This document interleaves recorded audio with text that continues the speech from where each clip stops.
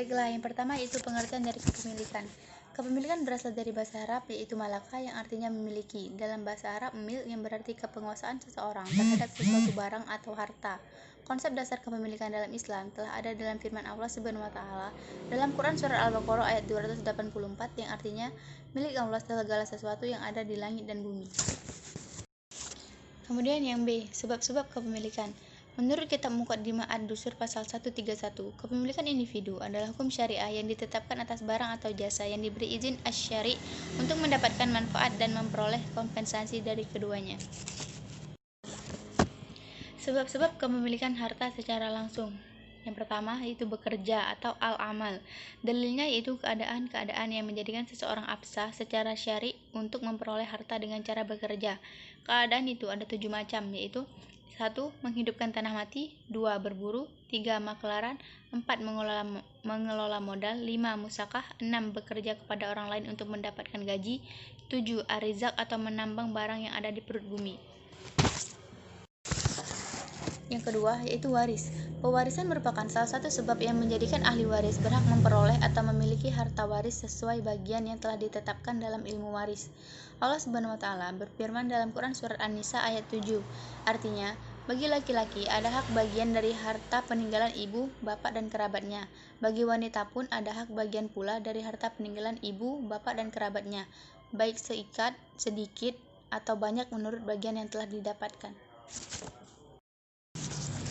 Yang ketiga yaitu kebutuhan atas harta untuk menyambung hidup. Dalilnya adalah nas yang menjelaskan tentang kewajiban memberi nafkah kepada orang-orang yang tidak sanggup berusaha secara langsung. Allah berfirman dalam Quran surat An-Nisa ayat 233 yang artinya, ayah wajib memberi makan dan pakaian kepada para ibu atau istri dengan cara yang mabruk. Baiklah, yang keempat itu pemberian negara dari harta milik negara kepada rakyat.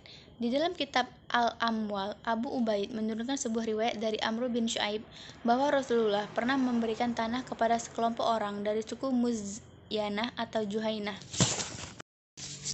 Kemudian yang terakhir, yang kelima, yaitu harta yang didapat seseorang tanpa ada timbal balik harta maupun tenaga. Yang pertama yaitu hadiah atau wasiat yang didapat seseorang karena hubungan dirinya dengan orang lain. Yang kedua yaitu kompensasi yang berhak didapat karena penganiayaan yang dijelaskan dalam Quran surat An-Nisa ayat 92. Yang ketiga, mahar dan ikutannya yang telah dijelaskan dalam Quran surat An-Nisa ayat 4. Yang keempat yaitu harta turunan atau lukatha, dan yang kelima yaitu tunjangan bagi khalifah. C. Macam-macam kepemilikan. Menurut Syaikh Taqiyuddin An-Nabhani ada 3 macam kepemilikan yaitu 1. Kepemilikan individu. Individu untuk memanfaatkan suatu barang melalui 5 sebab kepemilikan. 1. Bekerja, 2. Warisan, 3. Keperluan harta untuk mempertahankan kehidupan, 4. Pemberian negara dari hartanya untuk kesejahteraan rakyat berupa tanah, pertanian, barang, dan uang modal. 5. Harta yang diperoleh individu tanpa berusaha seperti hibah. 2. Kepemilikan umum. Kepada masyarakat secara bersama-sama memanfaatkan suatu kekayaan yang berupa barang-barang yang mutlak diperlukan manusia dalam kehidupan sehari-hari seperti air, sumber energi, gas, batu bara, hasil hutan, barang tidak mungkin dimiliki individu seperti sungai, pelabuhan, danau, lautan, jalan raya, jembatan, bandara, masjid, dan barang yang menguasai hajat hidup orang banyak seperti emas, perak, minyak, dan lain-lain. 3. Kepemilikan negara. Setiap harta, hak pemanfaatannya berada di tangan khalifah sebagai kepala negara. Termasuk dalam kategori ini adalah harta ghanimah atau pampasan perang. Para ulama fikih membagi kepemilikan kepada 2 bentuk, yaitu 1. Milik sempurna,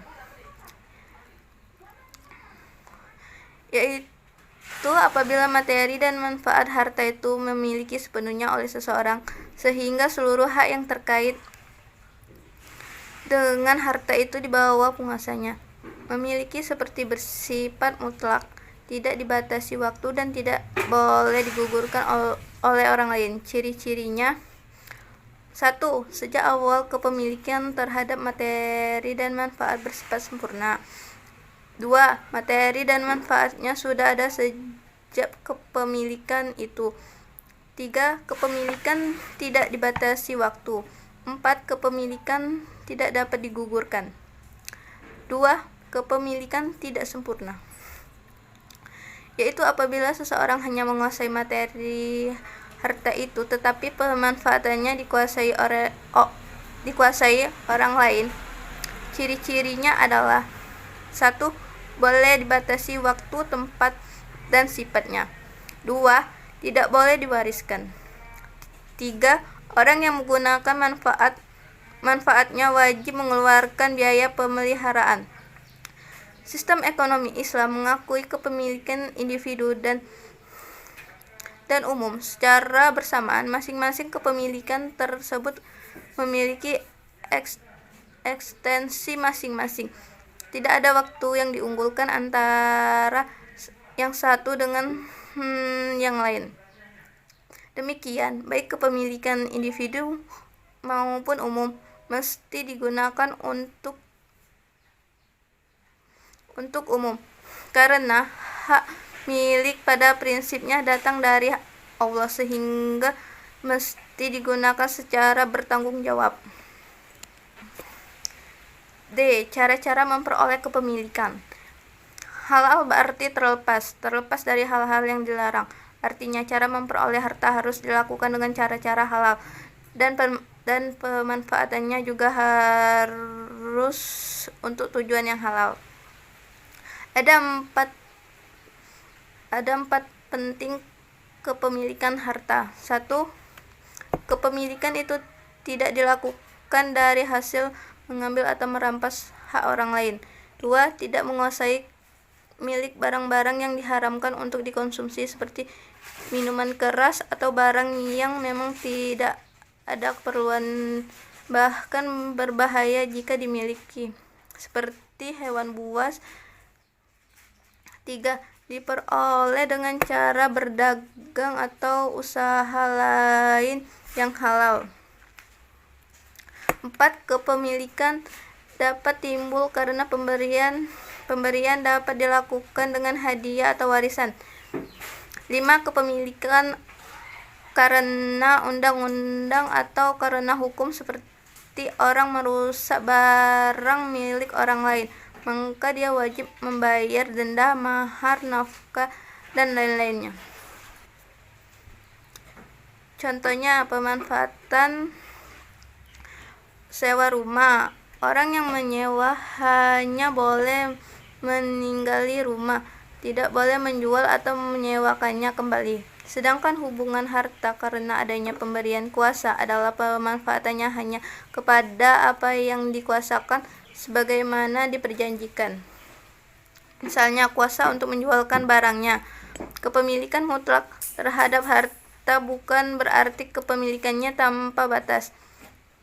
Islam membatasi penggunaan harta terhadap apa yang bermanfaat dan tidak melanggar hukum. Selain itu, perlu juga memperhatikan kewajiban terhadap harta, seperti zakat, pajak. Pemanfaatan harta harus diperuntukkan kepada kebahagiaan atau keuntungan dunia dan kebahagiaan akhirat.